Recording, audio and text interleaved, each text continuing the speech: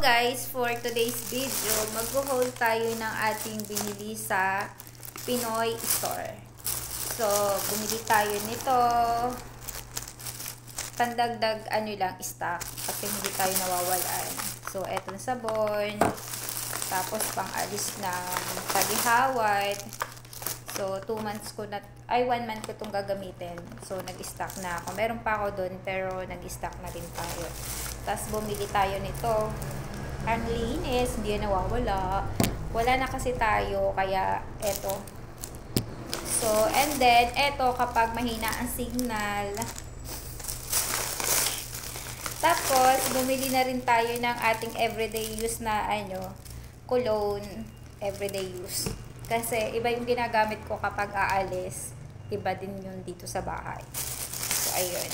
Tapos, bumili rin tayo ng para sa ating hair. Para hindi siya mag-dry.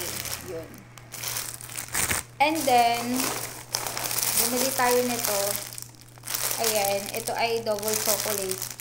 Presto, made in the Philippines.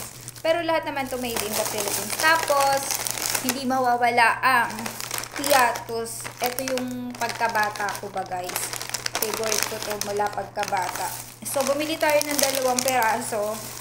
And then, ito, para sa masakit, kasi senior citizens na tayo, kapag umiinom ako ng Alaxen FR, nawawala yung sakit.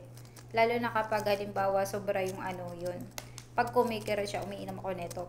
Pagkatapos, madami lang na water. Pagkatapos, ayun, nawawala naman siya. So, yun ay sinyalis ng ating pagiging senior citizens. So, guys, yung ating pinamili ngayon, 800 na to, guys. 839. Minsan napapaisip ako, gano'n na ba ka-expensive? Ilan lang to? 1, 2, 3, 4, 5. 6, 7, 8, 9, 10, 11, 12. Ano lang naman? 12 difference. 11 difference lang. Yun. So, yun lang guys. Thank you for watching. And keep and safe. And God bless. So, ito yung ating binili.